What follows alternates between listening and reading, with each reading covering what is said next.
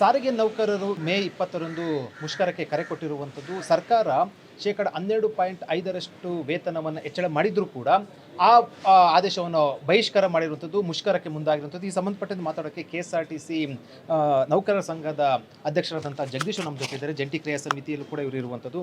Sir, ಈಗ ಆದೇಶ ಮಾಡಿ ಸರ್ಕಾರ 12.5 ಒಪ್ತಾ ಇದ್ದಾರೆ ಸರ್. ಅದನ್ನು ಯಾವುದೇ ಕಾರಣಕ್ಕೂ ನಾವು ಒಪ್ತಕ್ಕಂಥ ಪ್ರಶ್ನೆ ಇಲ್ಲ. ಸಾರಾಸಗಟವಾಗಿ ನಾವು ಅದನ್ನು ತಿರಸ್ಕಾರ ಮಾಡ್ತೀವಿ ಅಂತಕ್ಕಂಥದ್ದನ್ನು ನೇರವಾಗಿ ಹೇಳ್ತಾ ಇದ್ದೀವಿ. ನಾವು ಈಗ ಆಲ್ರೆಡಿ ಹುಬ್ಬಳ್ಳಿ ಮತ್ತು ಬೆಳಗಾಮು ಮತ್ತು ಕಲಬುರಗಿನಲ್ಲಿ ಸಮಾವೇಶವನ್ನು ಮಾಡಿದ್ದೀವಿ.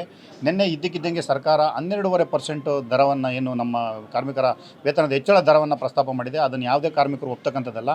ಮತ್ತು ಕೈಗಾರಿಕಾ ಒಪ್ಪಂದವನ್ನು ಸಹ ಮುರಿದಿದ್ದಾರೆ.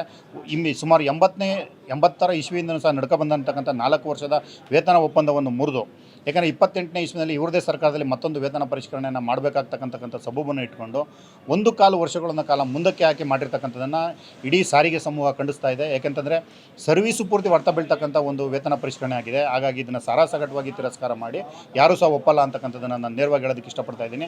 20ನೇ ತಾರೀಕು ನಡೀತಕ್ಕಂಥ ಮುಷ್ಕರದ ವಿಚಾರವಾಗಿ ಸನ್ಮಾನ್ಯ ಸಾರಿಗೆ ಸಚಿವರು ಮತ್ತು ಕರ್ನಾಟಕ ರಾಜ್ಯದ ಮುಖ್ಯಮಂತ್ರಿಗಳು ಮತ್ತೊಮ್ಮೆ ಮರುಪರಿಶೀಲನೆಯನ್ನು ಮಾಡಬೇಕು ಅಂತಕ್ಕಂಥದ್ದನ್ನು ಸರ್ ಮನವಿ ಮಾಡ್ತೀನಿ ನಾನು. ಓಕೆ, ಅಂದರೆ ಈಗ ಮುಷ್ಕರ ನಡೆಸ್ತೀರಾ, ಈ ಸರ್ಕಾರ ಒಂದು ಕಡೆ ಎಸ್ಮಾ ಜಾರಿ ಮಾಡೋದಕ್ಕೆ ಮುಂದಾಗುತ್ತೆ, ಮತ್ತು ಮುಷ್ಕರ ಮಾಡೋದು ಕೂಡ ಏನು ಪ್ರಯೋಜನ ಇಲ್ಲ. ಯಾಕಂದರೆ ಕಳೆದ ಬಾರಿ ಕೂಡ ಅದು ಒಂದು ರೀತಿಯ ಸಕ್ಸಸ್ ಆಗಿಲ್ಲ ಅನ್ನುವಂಥ ರೀತಿಯಲ್ಲಿ ಸರ್ಕಾರ ಇರುವಂಥದ್ದು.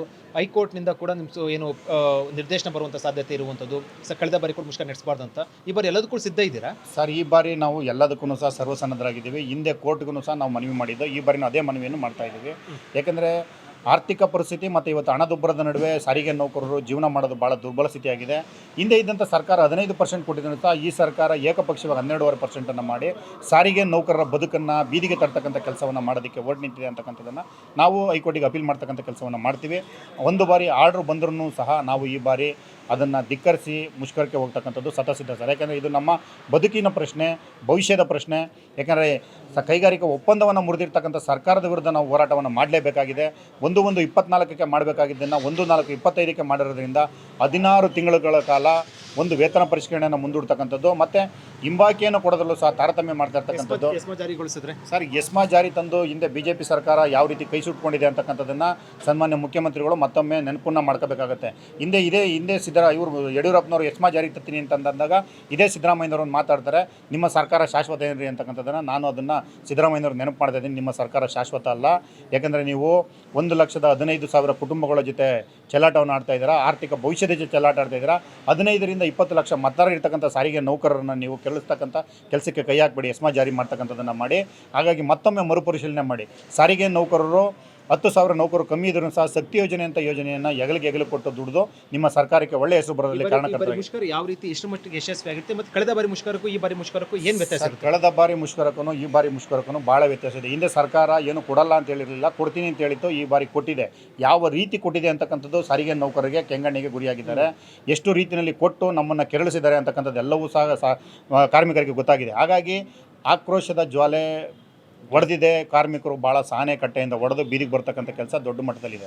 ಹಾಗಾಗಿ ಸರ್ಕಾರ ಏನಾರು ಅಂತ ದುಸ್ಸಾಕ್ಷಿ ಕೈ ಹಾಕಿದ್ರೆ ಕೈ ಸುಟ್ಕೊಳ್ತದೆ ಅಂತಕ್ಕಂಥ ನೇರವಾಗಿ ಹೇಳೋದು. ಯಾವುದೇ ಕಾರಣಕ್ಕೂ ಮುಷ್ಕರ ವಾಪಸ್ ಪಡೆಯೋದಿಲ್ಲ, ದೊಡ್ಡ ಮಟ್ಟದ ಮುಷ್ಕರ ಆಗುತ್ತೆ, ಸ್ಟೇರಿಂಗ್ ಕೈ ಹಿಡಿಯೋದಿಲ್ಲ. 20ನೇ ತಾರೀಕು ಮುಷ್ಕರ ವಾಪಸ್ ತೆಗೆದುಕೊಳ್ತಕ್ಕಂಥ ಸನ್ನಿವೇಶ ಇಲ್ಲ. ನಾಳೆ ಮೈಸೂರಲ್ಲೂ ಸಮಾವೇಶ ಇದೆ, ನಾಡಿದ್ದು ಬೆಂಗಳೂರು ಟೌನಲ್ಲೂ ಸಮಾವೇಶ ಇದೆ. ಯಾಕಂದರೆ ನಾವು ಕಾರ್ಮಿಕರ ಶಕ್ತಿ ಏನು ಅಂತಕ್ಕಂಥದ್ದನ್ನು ತೋರಿಸಬೇಕು ಅಂತಕ್ಕಂಥದ್ದು ನಿಂತಿರ್ತಕ್ಕಂಥದ್ದು. ಒಂದೇ ಒಂದು ಬಸ್ಸು ಕೂಡ ರಸ್ತೆಗಿಳಿಯೋದಿಲ್ಲ ಸರ್. 20ನೇ ತಾರೀಕು ನೀವೇ ನೋಡ್ತೀರಾ. ಯಾಕಂದರೆ 20ನೇ ತಾರೀಕು 3ನೇ ವರ್ಷದ ಸಾಧನಾ ಸಮಾವೇಶ ಇದೆ ಸರ್ಕಾರದ್ದು. ಅವತ್ತು ನಾವು ಹೇಳ್ತಾ ಇದ್ದೀವಿ, ಸಾರಿಗೆ ನೌಕರರಿಗೆ ನಿಮ್ಮ ಸಮಾವೇಶದ ಮುಖಾಂತರ ಏನು ಕೊಟ್ಟಿದ್ದೀರಾ, ನಿಮ್ಮ ಸಾಧನೆ ಏನು ಅಂತಕ್ಕಂಥದ್ದನ್ನು ಇಡೀ ರಾಷ್ಟ್ರದ ಮಟ್ಟಕ್ಕೆ ತಲುಪಿಸ್ತಕ್ಕಂಥ ಕೆಲಸವನ್ನು ರಾಜ್ಯ ಸಾರಿಗೆ ನೌಕರರು ಮಾಡ್ತಾರೆ ಅಂತಕ್ಕಂಥದ್ದನ್ನು ನಾನು ನೇರವಾಗಿ ಸಾರಿಗೆ ಸಚಿವರಿಗೆ ಹೇಳಕ್ಕೆ ಇಷ್ಟಪಡ್ತೀನಿ. ಇವರು 20ನೇ ಮುಷ್ಕರದಿಂದ ನಿಮ್ಮ ಸರ್ಕಾರಕ್ಕೆ ಒಂದು ಸಂದೇಶ ಕೊಡ್ತೀರಾ, ಏನಾಗುತ್ತೆ, ಹೆಂಗಿರುತ್ತೆ ಶಕ್ತಿ ಅಂತ? 100ಕ್ಕೆ 100% ನಿಮ್ಮ ಸಾಧನಾ ಸಮಾವೇಶದಲ್ಲಿ ಸಾರಿಗೆ ನೌಕರರನ್ನು ಯಾವ ರೀತಿ ನಡೆಸ್ಕೊಂಡಿದ್ದೀರಾ, ಅವರ ಬದುಕನ್ನು ಯಾವ ರೀತಿ ಬೀದಿಗೆ ತಂದಿದ್ದೀರಾ ಅಂತಕ್ಕಂಥದ್ದನ್ನು ನಿಮ್ಮ ಸಾಧನಾ ಸಮಾವೇಶದ ಮುಖಾಂತರವಾಗಿ ಇಡೀ ರಾಷ್ಟ್ರ ನೋಡೋ ಮಟ್ಟಿಗೆ ನೀವು ಮಾಡಬೇಕು ಅಂತಿದ್ರೆ ಅದನ್ನು ಯಾರೂ ತಪ್ಪಿಸೋದಕ್ಕೆ ಸಾಧ್ಯ ಇಲ್ಲ. ಇದು ಜಗದೀಶ್ ಅವರ ಹೇಳಿಕೆ. ಅವ್ರು ಹೇಳ್ತಾ ಇರುವಂಥದ್ದು ಯಾವುದೇ ಕಾರಣಕ್ಕೂ ಈ ಬಾರಿ ಮುಷ್ಕರ ನಿಲ್ಲೋದಿಲ್ಲ, ಮತ್ತು ಮುಷ್ಕರ ದೊಡ್ಡ ಮಟ್ಟದಲ್ಲಿ ಇರುತ್ತೆ ಅಂತ ಹೇಳುವ ಮೂಲಕ ಎಚ್ಚರಿಕೆ ಸಂದೇಶವನ್ನು ಕೊಟ್ಟಿರುವಂಥದ್ದು.